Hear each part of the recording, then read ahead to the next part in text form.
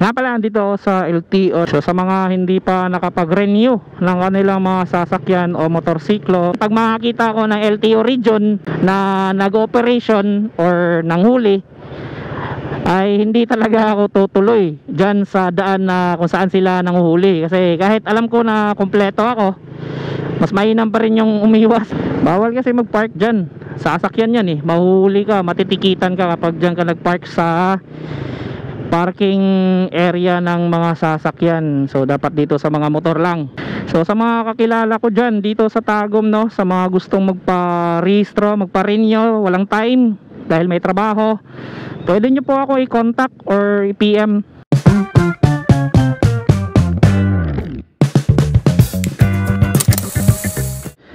So what's up mga amigo, mga amiga, it's a great day.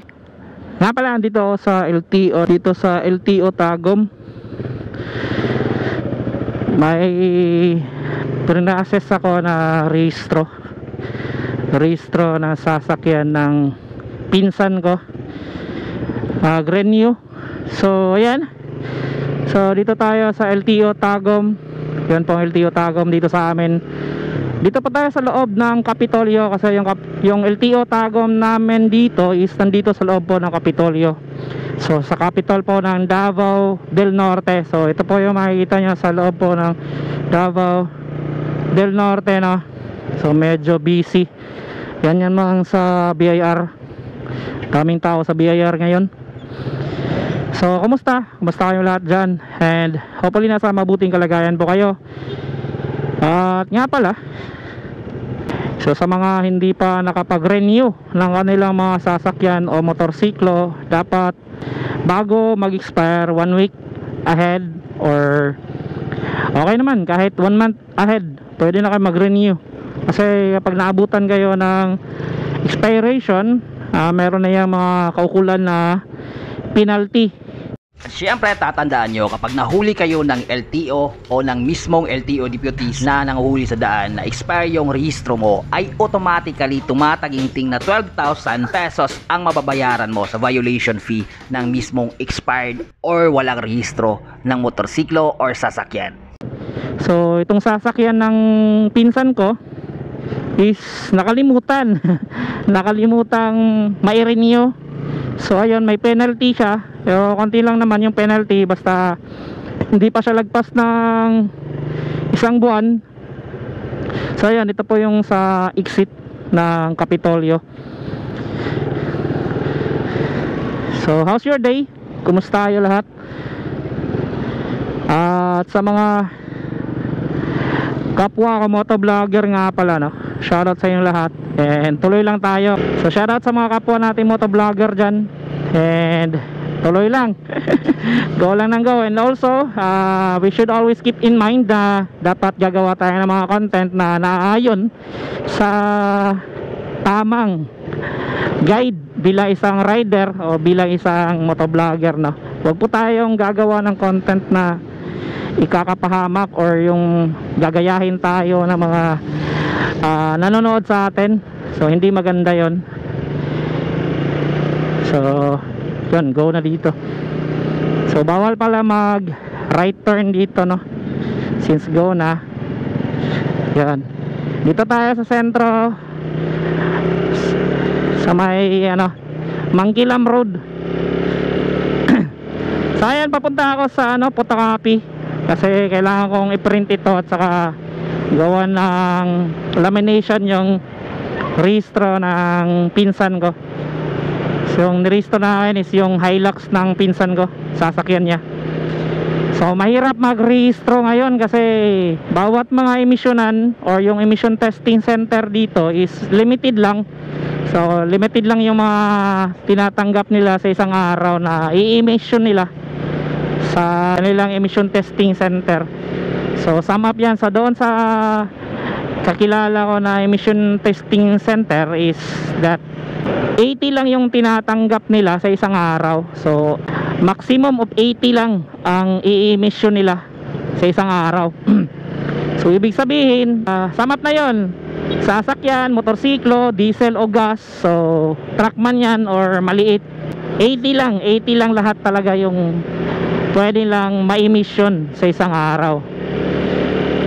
So yun lang ibinigay sa kanila na maximum. So kaya yung iba ay maagang pipila, kukuha ng slots doon sa mga emisyonan, kagaya niyan, emission testing center. So kailangan kang maging maaga para makapasok ka sa slot ng 80 na maximum. So 80 lang. So ayun, buti na lang kanina tinawagan kasi ako ni Uncle is malapit na mag 7 AM. So dali-dali ako pumunta agad sa emission testing center ng kakilala ko o doon sa kaibigan ko. Ayun, buti na lang may slot pa. Nakapasok pa. Kahit huli okay na, at least nakapasok, di ba? Buti na lang din as diesel naman, hindi ganun kadami yung nagpapa-emission ng diesel. So madali lang. Kasi kapag gas, ang dami. Kasama na yung mga motorsiklo, yung mga ganun, sasakyan na gas. So sum up na yun. Kaya paunahan talaga, kukuha ka ng slot doon. Yun ang pinaka first thing na gagawin mo dito kapag nagpapa-renew ka ng sasakyan o motorsiklo, yung slot talaga ng emission testing center. So kapag na-emission mo na, kuha ka ng insurance, saka ayun, madali lang naman pag nasa LTO na, kasi hindi naman ganun katagal yung pagre-renew sa LTO. Maliban na lang kung just for example na nag-offline or nagka-aberya sa mismong LTO na nirenyuhan mo ng sasakyan o motorsiklo mo. So kapag nagka-aberya, ayun, matatagalan ka talaga. At lalong-lalo na kung marami yung mga for example yung nahuli o nag-operation yung LTO region, tapos dami ang nahuli. So isa din yon sa medyo babagal yung yung sistema ng mismong LTO, kasi daming tao so limited lang din yung tinatanggap nila sa isang buong araw. Sa pagkakaalam ko 100 lang yun yung sa TOP. Yun ang narinig ko kanina. So dami yung nahuli kasi 3 araw yung nag-operation yung LTO region dito sa amin. So kaya ayun, nag-abot. Kung ako lang siguro pag para sa akin, pag makakita ko ng LTO region na nag-operation or nanghuli, ay hindi talaga ako tutuloy dyan sa daan na kung saan sila nanguhuli. Kasi kahit alam ko na kompleto ako, mas mainam pa rin yung umiwas.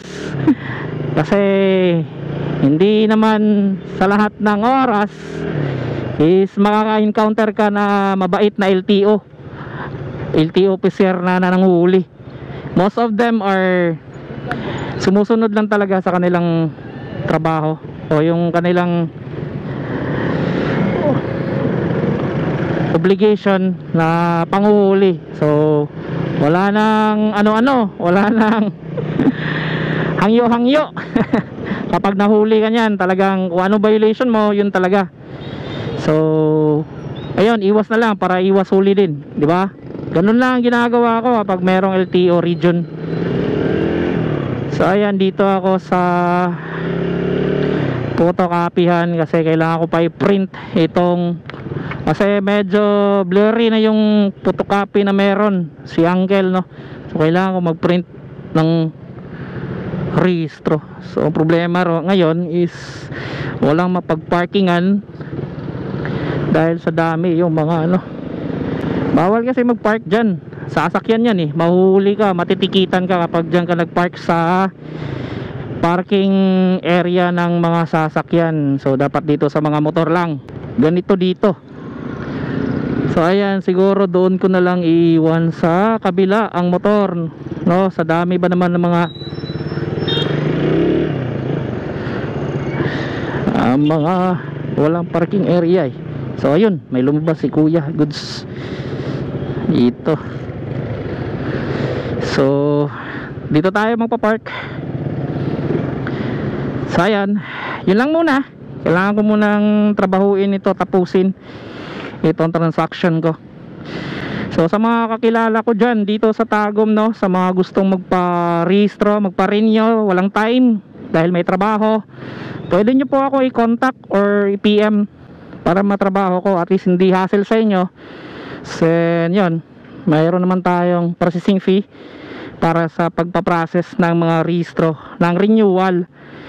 So ayan, yun lang muna, hanggang sa susunod na mga gagawin nating vlog.